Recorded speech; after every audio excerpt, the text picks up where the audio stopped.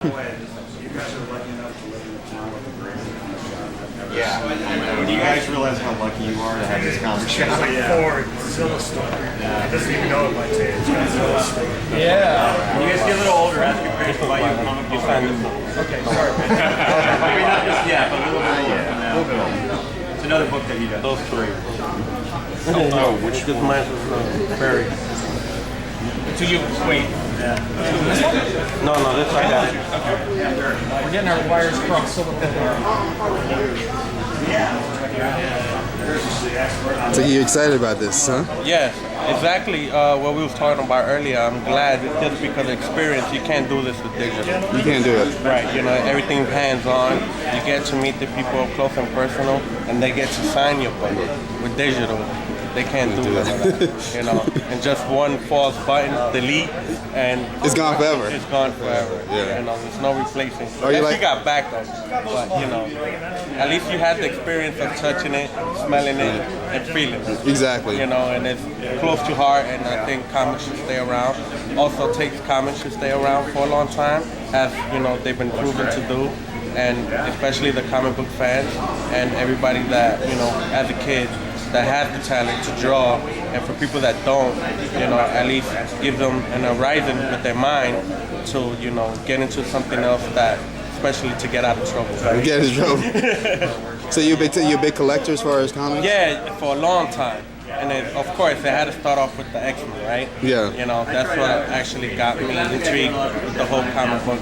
So I don't really like what Marvel's been doing, but I can't really hate on them because that's where I started with Marvel. What are some of the things you don't like about what they're doing right now?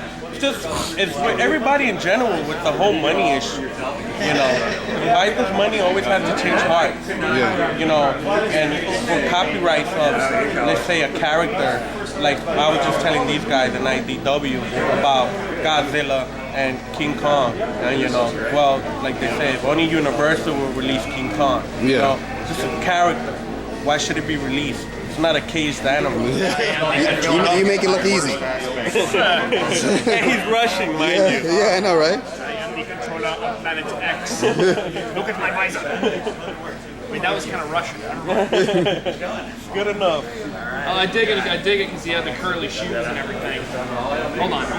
And the visor. The visor, he had the curly shoes. See, that's when aliens really were threatening, because you've got to be off your rocker to wear an outfit. I know, right? Or a character in the Wizard of Oz.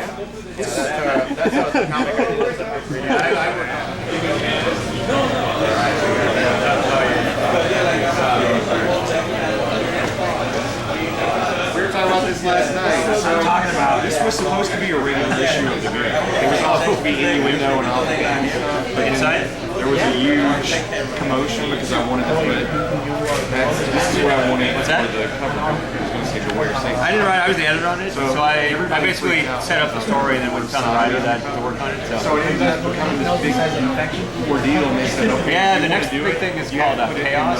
It's basically the very last story set on Cybertron as and I'm like, Cybertron. it was no worse than any of Yeah, it's the last story with the Autobots and the humans getting along.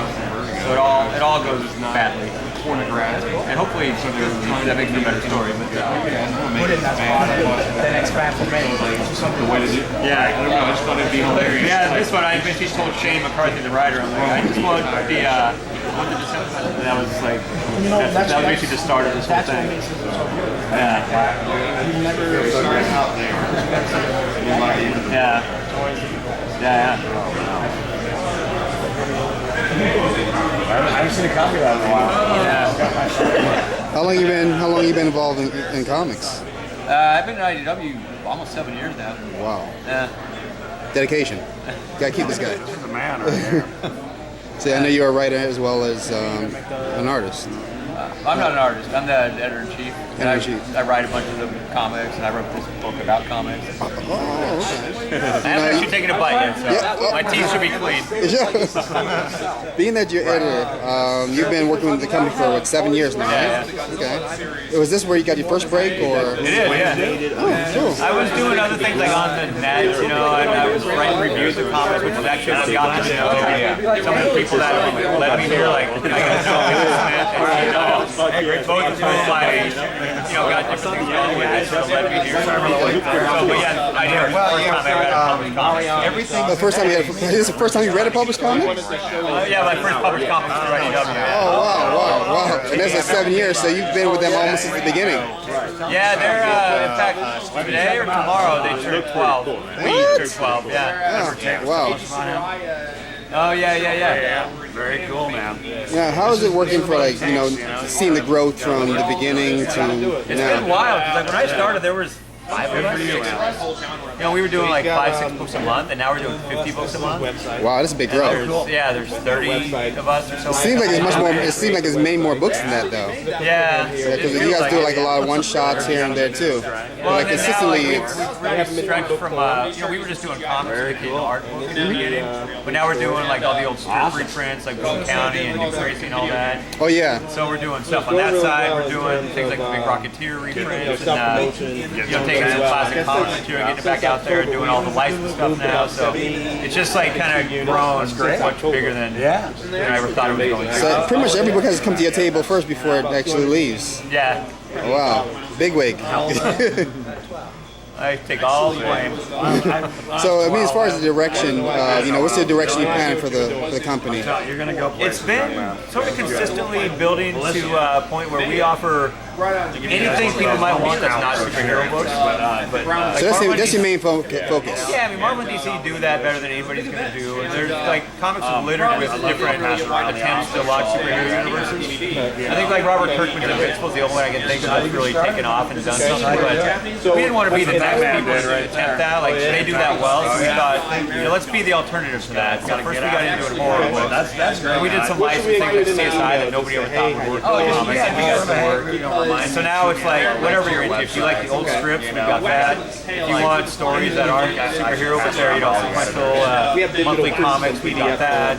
We got horror books. We got we always tried to be HBO. HBO. As opposed to like Marvel being Fox. Or Fox. Yeah, so it's a lot less tame, and you allow people to go to the. Less rules, although the licensed books are subject to more rules than the creator on stuff. But it was basically just trying to offer alternatives to the mass superhero books. Yeah.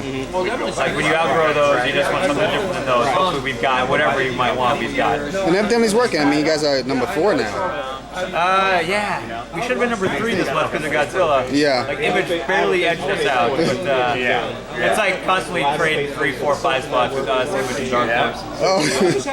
But what's your plan on positioning yourself to be number 3 next? Kind of just keep doing what we're doing. I mean, hopefully keep doing comics that people want. The nice thing that we've seen is that as the 2 big superhero companies have done more and more of these just convoluted, hard to follow things, these crazy stories that stretch over every issue, I think some of the attention for those has waned. So we've seen their numbers kind of skate down a little, and ours have either stayed the same or skated up. So I hope they keep doing that stuff because it sort of opens the door for. So they'd be sleeping and you just go ahead and just. I think it just allows comic fans to maybe look around a bit more and try other things. I agree. Pleasure talking to you. Yeah, thanks, man. Thank you. Not in this. Oh, no, there it is. Take care. What's up, man? Yeah, dude. I'm Dirk, by the way. I can't see these samples again. I've seen them too many times. Good to see you, man. You'd like to buy?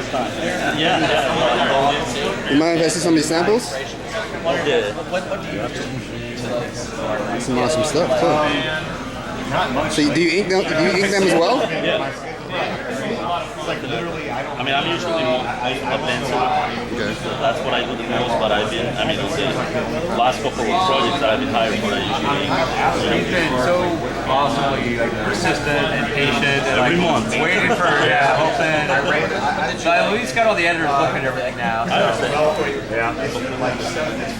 What books have you worked on before? I've worked for, I started on Blue Water for Legend of Isis, 1 and 2, then I went on the Senescope, and I did a Stingers 4. Oh, okay. I'll be starting something for them in like a month, the Piper, one of their couple of titles there, and I finished Project for Moonstone, Justice Machine, and That was this morning. I know, because like I'm thinking you're doing like a lot of like you show your book often. How does it wear down on you like when you don't hear the news you want to hear and stuff like that? Because what I'm doing right now, this is for other artists too. It's like more of encouragement sometimes. A lot of times you get motivated to do it and then you don't hear what you want to hear. And gotta keep at it, man. What keeps you going though? Just the love for the craft, pretty much. I mean, I love doing it. So, I mean, I've been fortunate enough to be doing it full time for the last year. Oh, okay. So you're not you're full time at this then. Yeah, your ISIS pages, did you ink those or did somebody else ink them? No, I inked it. Actually, he's the one who asked me, well, I really like those pages, I like to see them ink. So I inked them like this way. This is this part of my life. So, We're like, somehow your pencils like bring out more than some of the inks. That's what I always kind of try to market myself more as a penciler, but I mean, when they tell me, Because your inks aren't bad by any means. yeah, but they're definitely not. Pencils have a little.